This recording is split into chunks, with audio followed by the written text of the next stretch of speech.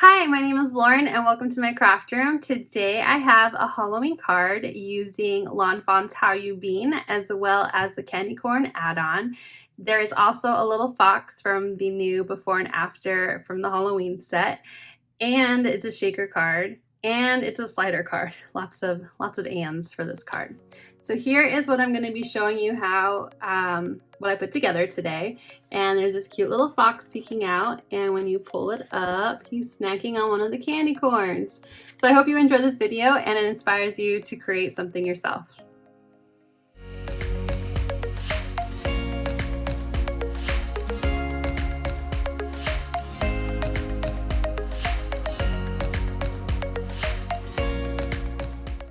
Starting off with our stamped and colored images, I have a fox from the Fox Costumes Before and Afters, and I have from How You Bean and the candy corn add-on, my candy corn jar, some candy corns, a label, and a lid.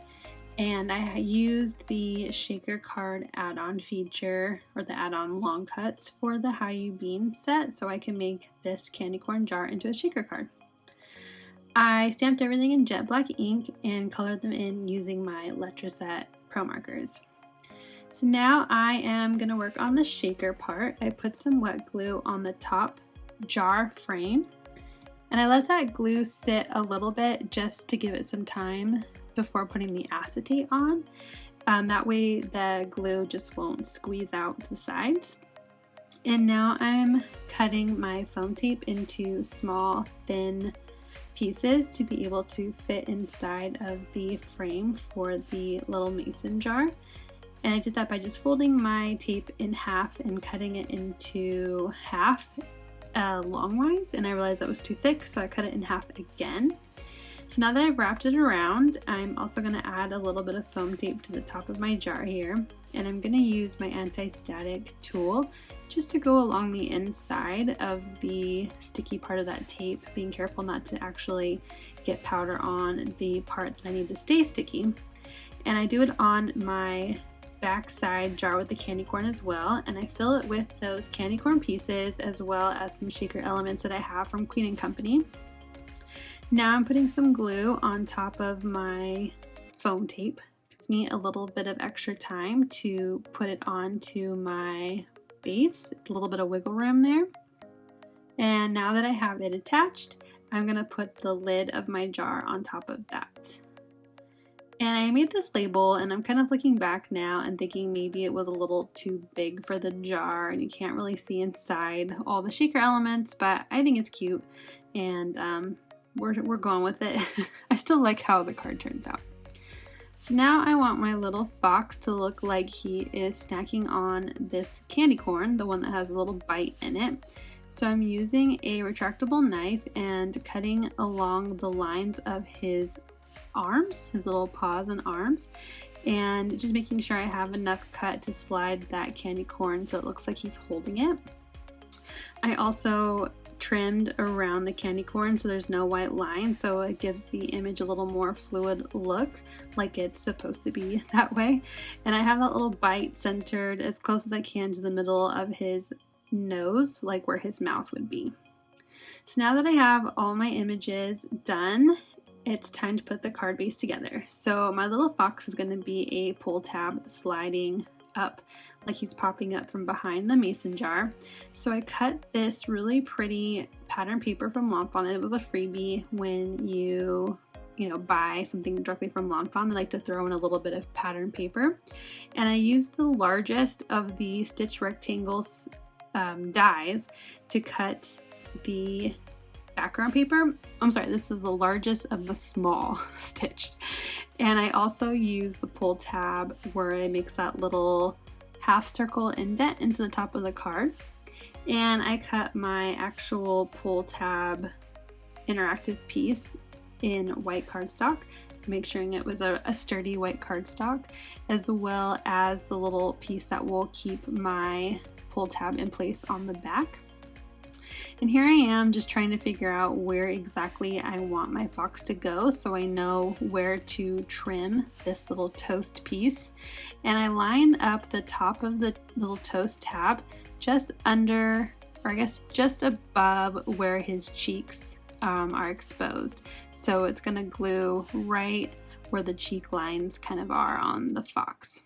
So I'm trimming them down because I drew some pencil lines to make sure that the little toast piece would stay hidden behind my fox. And I'm going to use my bone folder to really flatten that piece out. Now I am going to put that little stabilizer onto the back of the card. So I'm folding everything on the score lines. And I am going to use my tape runner to put it on. So first I taped the part that would be adhered to my card, my background pattern paper, and then I put a little bit of tape to go ahead and close that stabilizer up. So now my toast piece is ready to be glued on. So I put a little glue behind the candy corn because I want to make sure that candy corn stayed in place. And now I'm going to put glue onto the toast piece. Now I went a little too far, so if you make this card, make sure you only put glue where the fox is going to be. So I dabbed off that glue and used my anti-static powder to put powder on that glue to make sure it wasn't going to be sticky anymore. So now my fox is on the pull tab and I need to assemble the jar. Well, to put the jar onto my pattern paper. So I made a little mistake here and I totally forgot that when I'm putting tape onto the back of something, I need to mirror what I am using as a guide. So that little tiny square that I put on the right is actually going to block my little fox's tail. So I do realize that when I try to pull out my fox. So I lift it up, pull off that square and put it on the other side. And now my fox comes up just fine. So I love that my fox's eyes are peeking out and you're like, what is that fox doing? When you pull it up, he's totally snacking on a candy corn. And now I'm using this yellow paper that it took me a while to find a good match, but I put this yellow paper that I die cut with the arrow for the pull tab and glued that on after trimming the pull tab piece down. You want to make sure that it is in the down position before you trim. And now I'm going to do a sentiment. So I'm using my Wavy banners and I used the Happy Halloween sentiment from the Fox costumes before and afters. And I'm using my die as a template of how I want my sentiment to be. So now that I have it curved to the sentiment, or curved to the banner, I'm cut a piece of white cardstock and I'm stamping Happy Halloween in jet black ink and I'm going to adhere that above. But first I wanted to cut my card base. So this is canned pumpkin and I cut it into an A2 card size with a top fold. It's my favorite type of fold for cards. And I'm using foam tape to put on the back of this pattern paper. So it is a little bit of a thicker card. So just a heads up if you make this yourself because of that extra room needed for the pull tab. And it's a shaker. So lots of foam tape.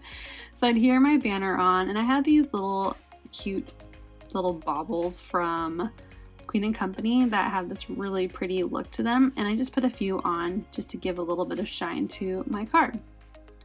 So here is the final card. I've got my shaker with my candy corn and fun orange and yellow elements, as well as my little fox peeking up from behind the jar with his snack candy corn. I hope you like this video. If you do, please go ahead and click that like button. If you'd like to see more from my channel, please hit subscribe. Thank you so much and have a great day.